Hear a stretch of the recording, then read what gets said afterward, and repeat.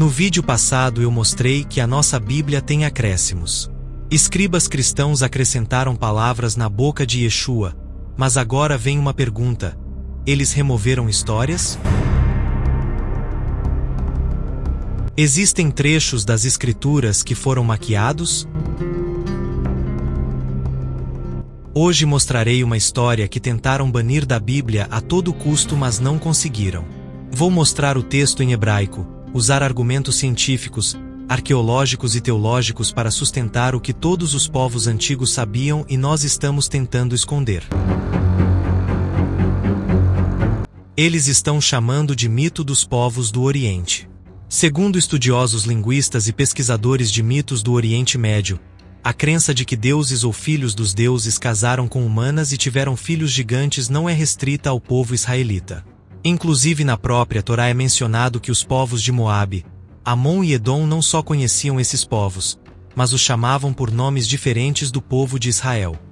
Vou citar somente alguns versos. Os Emins dantes habitaram nela, um povo grande e numeroso, e alto como os gigantes. Também estes foram considerados gigantes como os Anaquins, e os moabitas os chamavam Emins.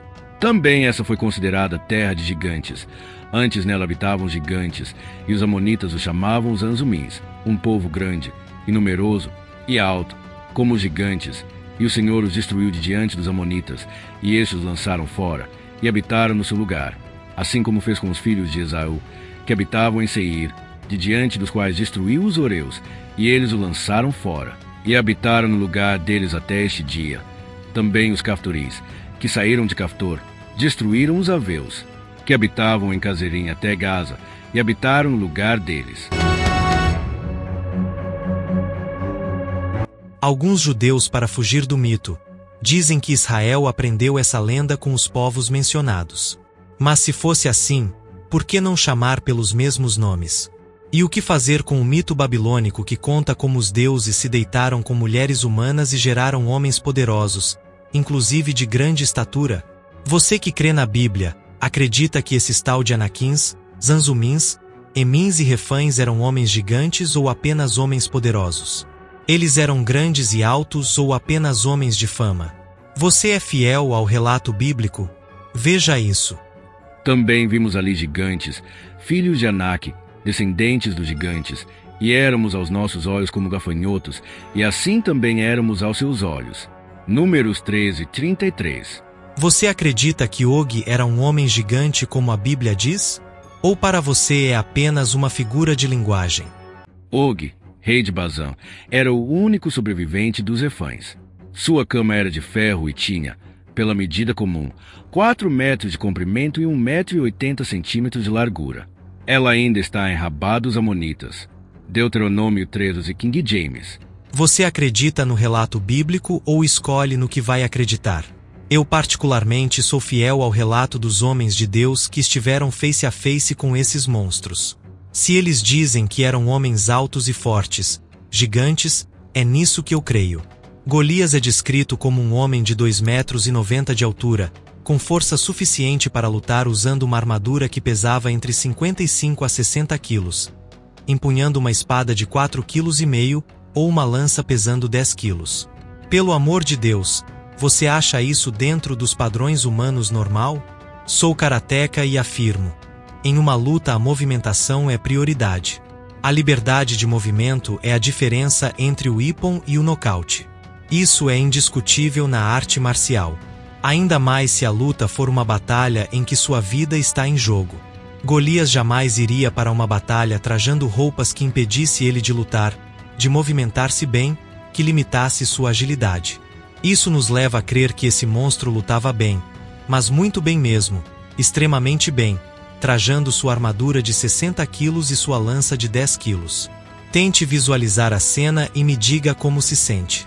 Por que você acha que os guerreiros de Israel, experientes em batalhas, devidamente treinados, não ousaram lutar contra Golias? O monstro se movimentava muito bem. Era ágil com toda aquela parafernália. A 2,90 m de altura é baixo, não é gigante. Por favor, pegue uma trena e estique até esse valor, marque no chão, visualize a coisa. Acho que você mudará de ideia rapidinho. O maior jogador de basquete da história media 2 metros e 31 centímetros. Faltam 59 centímetros para alcançar o filisteu. Sem mencionar que são fracos, magros, sem nenhuma habilidade na luta. Por que estou mencionando o filisteu? O que Golias tem a ver com a história dos gigantes? Golias era descendente de Anak, ele era um Anakim, portanto descendente dos Nefilins. Quais evidências provam isso? Na época de Josué, os Anakins viviam em Hebrom e foram expulsos de lá. Confira o texto. Mas a Calebe, filho de Jefoné, deu uma parte no meio dos filhos de Judá, conforme a ordem do Senhor a Josué, a saber, a cidade de Arba, que é Hebrom. Este Arba era pai de Anak. E Calebe expulsou dali os 3 filhos de Anak, Sesai, e Aimã e Talmai, gerados de Anak. Josué 15:13,14. Como descrito, Calebe expulsou os 3 filhos de Anak que ainda viviam naquela região. Preste atenção, eles foram expulsos e não mortos. Para onde fugiram? Qual era a cidade mais próxima fora dos limites de Israel? Gate dos filisteus, pois ficava entre Ascalon e Hebrom. Que gigantes eram esses que viviam em Gate, no reino da Filistia? Os filhos de Anak. Nenhum filisteu era gigante, só Golias e seus irmãos, como reza o texto. Isbi-Benob, que era um dos filhos do gigante, cuja lança pesava 300 shequels de bronze em peso, estando ele cingido com uma espada nova, pensou ter matado Davi. Esses 4 nasceram dos gigantes em Gate e caíram pela mão de Davi e pela mão dos seus servos. A que conclusão chegamos? Golias era descendente de Anak. Quer mais prova? Em hebraico, o versículo 16 traz a frase Bilidei Harafá, que quer dizer filhos dos refães. Os irmãos de Golias são chamados de filhos, descendentes dos refaíns mencionados em Devarim 2:10 a 20 e Bamidbar 13, ou seja, Deuteronômio e Números. Então a existência desses homens altos com força bruta descomunal é um fato. O que queremos saber é, qual a história por trás do fato? É essa a questão. Qual a explicação para que homens medindo quase 3 metros de altura, com força para se locomover carregando 70 quilos como se não fosse nada em uma batalha, possam existir? Como homens com tamanha anormalidade puderam existir? Qual a história por trás do fato? Outra pergunta curiosa: por que não há relatos de conversões dessa raça?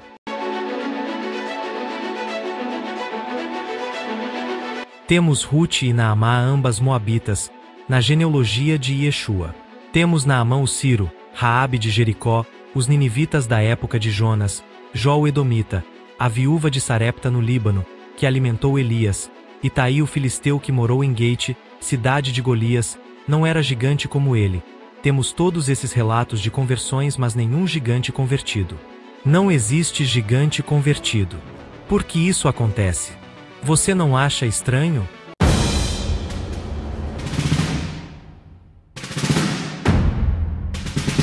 Ficamos sem resposta quando analisamos a Bíblia no português. E é aqui que entra a história que quiseram banir da Bíblia. A história dos Nefilins, os anjos caídos. Em Gênesis 6 em hebraico aparecem as seguintes palavras que precisamos levar em conta: Benei Elohim e Nefilim. Benei Elohim é uma palavra que significa literalmente filhos do Deus. Sim, filhos do Deus, e não de Deus. Duas coisas a serem observadas. Primeiro, esse termo não era usado para homens na época em que foi escrito. Adão nunca foi chamado de filho de Deus, nem nenhum filho seu naquele tempo. Por favor, mostre o texto onde alguma pessoa no Gênesis foi chamado de filho de Deus. Ficarei grato com a correção. Você terá muita dificuldade em mostrar na Bíblia, em escritos do mesmo período, esse termo sendo usado a seres humanos. O próprio Sete, que foi o primeiro a invocar o nome do Eterno, na época em que ele gerou Enos, é chamado no capítulo 4 de Gênesis de a imagem e semelhança de Adão. Todos os filhos de Adão são chamados de Ben-Adão, filhos de Adão, que é traduzido erroneamente como humanidade. Por que erroneamente? Adão é uma palavra que deriva de Adamá, solo trabalhado, solo lavrado, terra preparada. A palavra para homem em hebraico é Ishi, e não Adão. Ao chamar o homem de Adão, Deus está fazendo conexão com a estrutura que ele possui, O homem é feito de Adamá, e Adamá é terra. A tradução mais correta seria o terráqueo, o terreno, o da terra. Aquele que é da terra, o terrestre. A geração de Sete é chamada de filhos de Adão, filhos do terrestre. Segundo ponto. As mulheres são chamadas de Benoti Ha'adam, ou seja, filhas de Adão, filhas do terrestre, daquele que veio da terra. Podemos traduzir como: quando os filhos de Deus viram as terráqueas e se apaixonaram por elas. A conotação é que aqueles que são de cima se enamoraram das que são de baixo.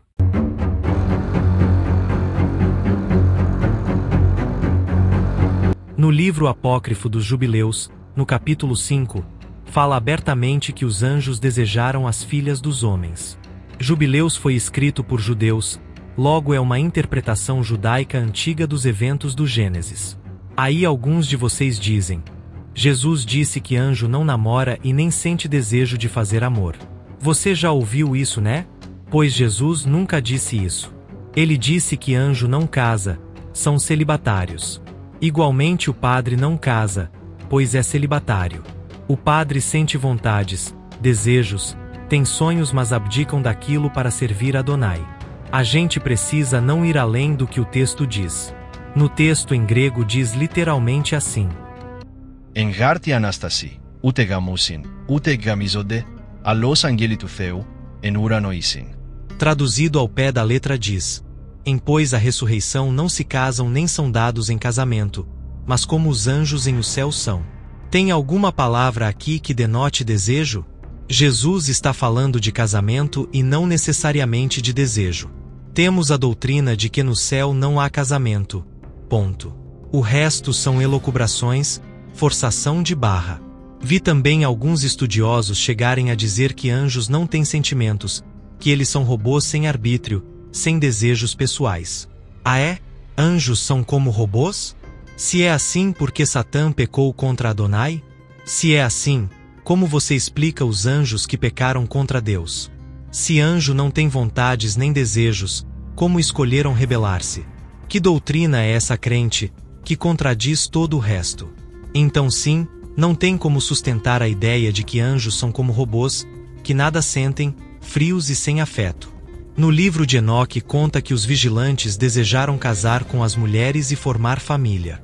A tentação deles era a formação familiar, a geração de filhos, ter uma companhia. Eles ficaram encantados com a vida humana, era uma novidade no reino. Seres conscientes que poderiam se unir para gerar outro ser, era algo novo e maravilhoso. Por que poderíamos ter esse prazer e eles não? Por que poderíamos casar e eles não? Era o que eles pensavam. Esses anjos não eram querubins, que estavam ao redor do trono do Eterno, eram seres que viviam mais aqui na terra do que lá no céu. Seu dever era proteger a humanidade das forças do mal. Sabe aquela classe que se apresenta diante de Deus em Jó? Os Benei Elohim se apresentam até hoje diante de Deus para prestar contas do que acontece aqui na terra. Essa classe de anjos ainda existe, mas nunca mais se mostraram a nós. Me parece que por precaução, a interação com esses seres não é mais permitida. Ou pelo menos, não é o ideal. Eles tomaram forma humanoide e casaram com as mulheres. Tiveram filhos, porém bastardos, antinaturais. Esses bastardos ficaram conhecidos pelo nome de seus pais, Nefilins, os desertores. Nefilim vem da palavra hebraica nefal, que significa desertar, cair, ser lançado para baixo. Curiosamente, no texto hebraico, o versículo 4 de Gênesis 6 começa: Hanefelim, Rail Vaiaretes, que traduzido ao pé da letra é: os caídos estavam na terra, ou os desertores estavam na terra. Como você pode notar, a coisa vai muito mais além que Benai Elohim. Os teólogos se prendem em Benai Elohim e esquecem, ou melhor, ignoram a palavra Nefelim. Que caídos eram esses que estavam na terra gerando gigantes? Que desertores eram esses cujos filhos eram gigantes? Essa história é encoberta até hoje, virou um tabu na igreja. Poucos falam do assunto. Outro fato que corrobora a narrativa de Enoque são os ossos dos hominídeos encontrados mundo afora. Esqueletos de pessoas medindo pouco mais de 2 metros de altura não é difícil de achar. A julgar pelos achados arqueológicos e estudos atuais, a humanidade era mais baixa no passado, medindo em maioria adulta entre 1,60 de altura média. Isso faz de uma pessoa de 2,20 metros literalmente um gigante. Existem ossos humanos de 6 metros de altura? Não, nenhuma sombra disso. A meu ver, os gigantes de Enoque e da Bíblia mediam no máximo 3 metros de altura e eram extremamente fortes. Mas obviamente não eram invencíveis. Para falar a verdade, existem mitos de gigantes em todas as culturas. Nenhuma história de algum gigante convertido a Adonai. Por que isso acontece? A resposta é simples: esses gigantes são híbridos, filhos de uma espécie de anjo, chamados de vigilantes. Seres que haviam sido designados para tomar conta dos humanos, anjos que viviam muito próximos do convívio humano, interagiam com a humanidade, eram visíveis. E como tal, esses gigantes não são criaturas de Deus, são uma gambiarra angelical. Esses anjos modificaram a terra, criaram reinos, espadas, espelhos e seleção de pedras preciosas. Evoluíram a humanidade numa velocidade acima do normal, descobriram tecnologias proibidas para a época, e não controlaram seus filhos, a ponto dos gigantes começarem a comer os humanos. Esses filhos dos Nefelins eram grandes construtores, médicos, alquimistas, observadores das estrelas, farmacêuticos, guerreiros, lutadores, e muitos se dedicaram à promiscuidade. E os pais não ligavam. Até que Adonai mandou o dilúvio para exterminar essa raça híbrida. Só assim a humanidade conseguiria florescer em paz.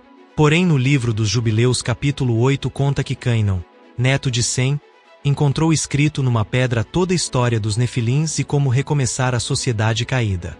Adivinhe onde eram as terras de Sem? A Bíblia chama a terra de Sinar, mas nós conhecemos como Suméria. A arqueologia na Suméria aponta para a sociedade organizada mais velha pós-dilúvio. Por que aquele lugar se desenvolveu mais que os outros? Faça uma pesquisa, a Suméria era anos-luz mais à frente que qualquer povo de sua época. E é ali que surge o primeiro reino tirano da história, pelas mãos de um cananeu. Pouco tempo após o dilúvio, Nimrod sobe para a terra dos Semitas e domina com mão de ferro a terra de Sinar, conhecida hoje como Suméria ou Mesopotâmia. Provavelmente ele tenha sido um descendente de Nefilim. Pense comigo por um instante, o planeta foi inundado e milhões de gigantes morreram. Só sobreviveu Noé e sua parentela. Como, pois, veio existir gigantes depois do dilúvio?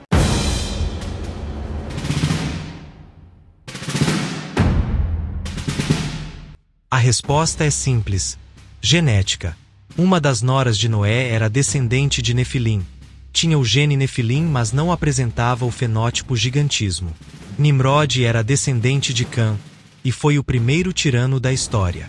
Os gigantes aparecem novamente em Canaã nas terras de Cã, bem como a tentativa de trazer de volta o mal para a terra, quando os sodomitas tentam coabitar com anjos à força na casa de Ló. Eles sabiam que eram anjos, conheciam as histórias do passado, e preferiram a tecnologia, gerar filhos poderosos, reino inabalável, do que serem fiéis ao Criador. Lembra da Torre de Babel? Eles eram descendentes dos construtores, que saíram frustrados e com raiva de Deus. Pergunta para você pensar: quem ensinou a humanidade a garimpar ouro e trabalhar sua aparência? Como um homem de 7.000 anos atrás poderia saber o valor real do ouro? Qual o nome do inventor da espada? Qual o nome do inventor do espelho? Da maquiagem? O nome do primeiro astrólogo? Tudo que os Nefilim ensinaram acabou sem nome de inventor. São coisas que são feitas até hoje, todo mundo usa, e ninguém sabe de onde veio.